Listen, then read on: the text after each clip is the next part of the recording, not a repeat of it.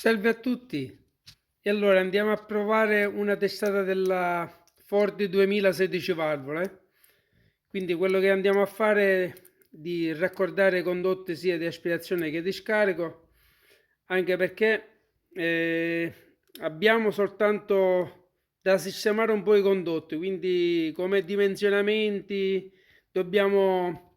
fare ben poco, perlomeno andare a sistemare per raddrizzare un po' l'andamento del condotto stesso, quindi andare a lavorare in alcuni punti e l'altro soltanto da raccordare un po' le pareti. E... Altra cosa che andiamo a fare è un adeguamento proprio delle valvole di scarico, che queste in speciale sono leggermente 1 millimetro più grandi di quello originale, proprio per un problema di avere più un po' di evacuazione dello scarico e di andarla a migliorare come sezione di passaggio.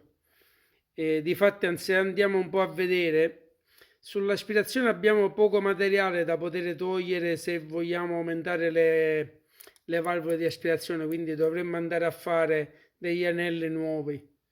Invece sullo scarico vedete che un po' il materiale l'abbiamo qualche millimetro in abbondanza, quindi possiamo fare questo tipo di operazione andando a mettere soltanto le valvole e lasciare gli anelli quello originale. Solo che prima di andare un po' ad adeguare anche il passaggio interno, andiamo a fare una prova di flussaggio sia dell'aspirazione che dello scarico, per vedere se, andando a flussare con la valvola originale e poi modificando il tipo di valvola, andiamo ad avere ugualmente della velocità per espellere i gas di scarico. Quindi vediamo se con una valvola più grossa andiamo ad avere più velocità, e quindi valutare se conviene soltanto adeguare l'appoggio della sede valvola, quindi adeguare l'appoggio per la valvola quella nuova. Tutto qua. E allora, flussata la testata con i condotti ancora originali, ho fatto le due prove sia di aspirazione che di scarico, e poi ho fatto anche la stessa prova con la valvola dello scarico, quella speciale, quindi con 1 millimetro più grande, per vedere se cambiava qualcosa, ma non è cambiato nulla, proprio perché dobbiamo andare sia ad aggiustare un po' la sezione di passaggio sulla sede valvola, ma anche il condotto deve essere sistemato. Invece sull'aspirazione andiamo a vedere che già quasi ci siamo, quindi dobbiamo fare soltanto piccole lavorazioni sulla parete vicino sotto sede valvola, quindi pochi aggiustamenti perché altrimenti poi in base alla sezione della sede valvola, se andiamo troppo ad ampliare anche il passaggio dei condotti, poi andiamo a perdere un po' come velocità sulla testata, quindi andiamo a fare questi piccoli accorgimenti. Poi vediamo se più avanti ci sarà l'opportunità di provare anche il condotto con lettore di aspirazione e faremo un ulteriore controllo. Quindi andiamo a vedere i due grafici sulle letture dei condotti.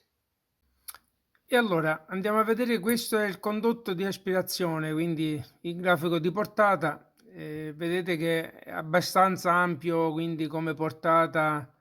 al di là della sezione delle valvole che sono leggermente più strette rispetto a quelle della testata della Lotus che abbiamo fatto qualche mese passato, quindi ci avviciniamo quasi a quel grafico, al di là che abbiamo un po' le valvole più strette, però andiamo a vedere che se andiamo a provare anche le due prove dello scarico, questa è quella dello scarico attuale con la valvola sua originale, e se andiamo a vedere l'altro grafico che ho fatto con la valvola speciale, vediamo che più o meno lo stesso grafico si mantiene. Quindi quello che dobbiamo andare a fare è un aggiustamento proprio sotto sede valvola, come passaggio di sede, quindi se vogliamo migliorare qualcosa, e quindi andiamo a vedere anche di non andare a distruggere un po' il buon riempimento che abbiamo sull'aspirazione. quindi piccoli aggiustamenti, lavorazione di aggiustamento sulle pareti, quello che vogliamo andare a ricreare come aderenza, specialmente sull'aspirazione. E poi vediamo le portate in GFM, le andiamo a vedere quando andiamo a fare i due grafici a confronto, quindi questo originale con poi le sezioni lavorate sulla testata. Vediamo lì, andiamo a vedere un po' se ci sono state dei guadagni oppure delle perdite in base alle lavorazioni.